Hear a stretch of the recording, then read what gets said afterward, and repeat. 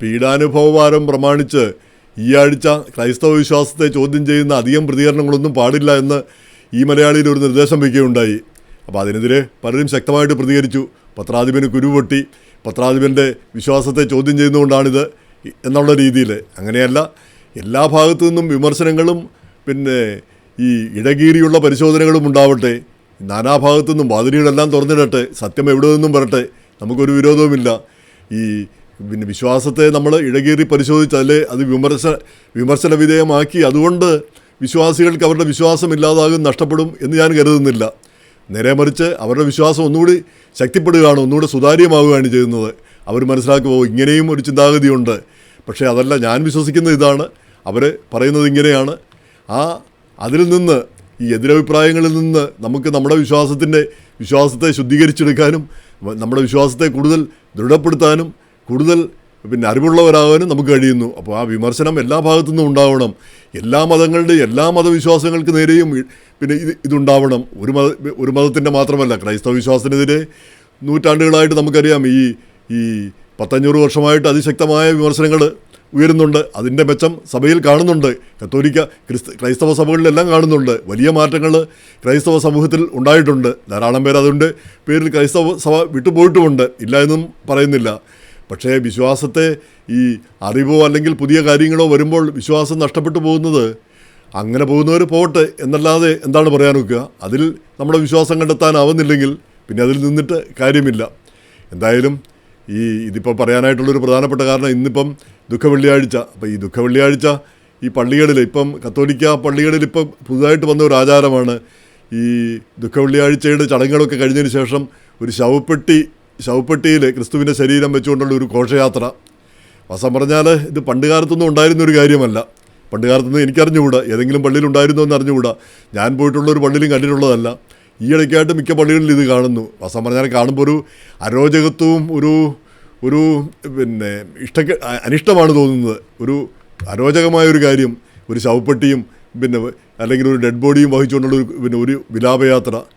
ഇപ്പോൾ ക്രിസ്തുവിൻ്റെ മരണത്തിന് ശേഷം ക്രിസ്തുവിനെ അടയ്ക്കാനായിട്ട് എത്ര പേരുണ്ടായിരുന്നു എനിക്ക് അറിഞ്ഞുകൂടാ.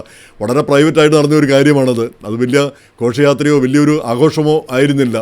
ഇതിപ്പോൾ ഒരു ആഘോഷം പോലെ ശവപ്പെട്ടിയും പിന്നെ തള്ളിച്ചുകൊണ്ട് പിന്നെ പൊന്തിച്ചുകൊണ്ട് പള്ളിക്കുള്ളിലൂടെയോ അല്ലെ പള്ളിക്ക് പുറത്തുകൂടിയോ ഒരു ഘോഷയാത്ര നടത്തുന്നു. ഇത്തരം ആചാരങ്ങളൊക്കെ എവിടെ നിന്നാണ് ഈ കടന്നുകൂടുന്നത്? അതാണ് എനിക്ക് മനസ്സിലാവാത്തത്. ഇപ്പം നമുക്കറിയാം, ഈ കുർബാന പ്രശ്നത്തിൽ തന്നെ പിന്നെ കാര്യം എറണാകുളത്തെ വിശ്വാസികൾ അഹങ്കാരികളായിരുന്നെങ്കിൽ കൂടി അവർ പറയുന്നതിൽ കാര്യമില്ലേ? ഈ കുർബാന പിന്നെ എന്തിനാണ് പിന്തിരിഞ്ഞ് നിൽക്കുന്നത്? പിന്നെ മുന്നോട്ട് തിരിഞ്ഞ് തന്നെ കുർബാന ചൊല്ലിയാൽ പോരെ, എന്താ കുഴപ്പമിരിക്കുന്നത്? ആർക്കെങ്കിലും എന്തെങ്കിലും പ്രശ്നമുണ്ടോ? ഇനി അഥവാ ഏതെങ്കിലും വൈദികന് പുറകോട്ട് തിരിഞ്ഞു നിന്നാണ് ചെയ്യേണ്ടതെങ്കിൽ അങ്ങനെ ആയിക്കോട്ടെ. ഇത് രണ്ടും അംഗീകരിക്കുന്നതിന് പകരം ഇതേ പാടുള്ളൂ എന്നുള്ളൊരു കടുംപിടുത്തം എന്തിനാണ് ഈ സഭാ നേതാക്കൾ പിന്നെ എടുത്തത്? പല ആവശ്യമുള്ള കാര്യമായിരുന്നു. അതുകൊണ്ട് എന്തെങ്കിലും ഒരു വ്യത്യാസമുണ്ടോ? പണ്ട് ഈ പിന്നെ വോൾട്ടയറുടെ സാദീഖിൽ പിന്നെ അങ്ങനൊരു ആ കഥയിൽ പറയുന്നത് ഈ അന്നത്തെ ഒരാചാരം എന്താ, ഇടതുകാല് വെച്ചോ വലതുകാല് വെച്ചോ എന്തോ പിന്നെ ക്ഷേത്രത്തിൽ കയറണം ഏതോ അവരുടെ ബാബിലോണിയയിൽ. അപ്പോൾ സാദീഖ് എന്നപ്പോൾ അയാൾ എടുത്തങ്ങോട്ട് ചാടി. അപ്പോൾ രണ്ട് കാലും പിന്നെ വെച്ചങ്ങോട്ട് കയറിയാണ് ചെയ്തത് ആചാരത്തെ തകർക്കുവാൻ വേണ്ടി. എന്ന് പറഞ്ഞ പോലെ ഇപ്പം അങ്ങോട്ട് തിരിഞ്ഞു നിന്നാലും ഇങ്ങോട്ട് തിരിഞ്ഞു നിന്നാലും അതിനുള്ള ഒരു പ്രസക്തി, അതിൻ്റെ ദൈവശാസ്ത്രം എന്താണെന്ന് മനസ്സിലാവുന്നില്ല. സഭയിലൊരു പ്രശ്നം ഉണ്ടാക്കാനും ഒരു ഭിന്നത ഉണ്ടാക്കാനും അത് ഉപകരിച്ചു എന്ന് മാത്രം. ആകപ്പാടെ അതിനെ കൈകാര്യം ചെയ്യാനായിട്ട് കഴിഞ്ഞില്ല. ഇപ്പോൾ അങ്ങോട്ട് തിരിഞ്ഞാലും ഇങ്ങോട്ട് തിരിഞ്ഞാലും നമുക്കൊരു പ്രശ്നവുമില്ല. വൈദികർക്ക് എന്താണ് പ്രശ്നമെന്ന് മനസ്സിലാവുന്നുമില്ല. ദൈവശാസ്ത്രപരമായിട്ട് അതിലെന്താണ് കുറ്റം എന്നും മനസ്സിലാവുന്നില്ല. അപ്പോൾ അതെല്ലാം സമവായത്തിലൂടെ ചെയ്യേണ്ട കാര്യങ്ങളാണ്. പിന്നെ അതേസമയം തന്നെ എറണാകുളത്ത് ഇങ്ങനെ ഉടക്കാനായിട്ട് കുറേ ആളുകളുണ്ട്. അവർക്കിതൊരു അവസരമായിട്ട് അവർ ഉടക്ക് ഉണ്ടാക്കാനായിട്ട്, സഭയിൽ ഉടക്കുണ്ടാക്കാനായിട്ട് പിന്നെ ശ്രമിച്ചു. പിന്നെ വളരെയേറെ അവർ വിജയിക്കുകയും ചെയ്തു. അതുകൊണ്ട് സംഭവിച്ചെന്താണ്, ഈ കേരളത്തിലെ കത്തോലിക്ക സമുദായമാണ് ഏറ്റവും ശക്തം, ഏറ്റവും ഉറപ്പുള്ളത്. പിന്നെ ബിഷപ്പുമാർ പറയുന്നു, അനുയായികൾ അനുസരിക്കുന്നു എന്നുള്ള ഒരു സഭയാണെന്ന് ഉള്ളൊരു ചിന്താഗതി ഉണ്ടായിരുന്നു. മറ്റേ ഓർത്തഡോക്സ് യാക്കോബായ പോലെ തമ്മിലടിയൊന്നും ഇല്ലാത്ത ഒരു സഭയെന്ന്. പക്ഷേ ഇപ്പോഴത്തെ സ്ഥിതി എന്താ? അതിനേക്കാൾ വഷളാണ് ഇവിടെ കാര്യങ്ങളെന്ന് പിന്നെ ലോകത്തെ മുഴുവൻ ബോധ്യപ്പെടുത്തി കൊടുത്തു. എന്തായാലും പിന്നെ ഇങ്ങനെയുള്ള കാര്യങ്ങൾ, ഈ കടുംപിടുത്തം ഇങ്ങനെയുള്ള കാര്യങ്ങളിൽ ഉണ്ടാകുന്ന ഒരിക്കലും ശരിയല്ല. അതുപോലെ തന്നെ അനാചാരങ്ങൾ, ആവശ്യമില്ലാത്ത ആചാരങ്ങൾ കൊണ്ടുവരുന്നതും ശരിയല്ല. ആചാരങ്ങൾ ആവശ്യമുണ്ടെങ്കിൽ മാത്രം മതി. നമ്മുടെ വിശ്വാസവും നമ്മുടെ ഭക്തിയും ഈ ഒരു ശവപ്പെട്ടി ഘോഷയാത്ര നടത്തിക്കൊണ്ട് വിശ്വാസം കൂടുമോ, അല്ലെങ്കിൽ ഭക്തി കൂടുമോ? ആർക്കെങ്കിലും ആ കാലത്തെപ്പറ്റി കൂടുതൽ ഓർമ്മ വരുമോ?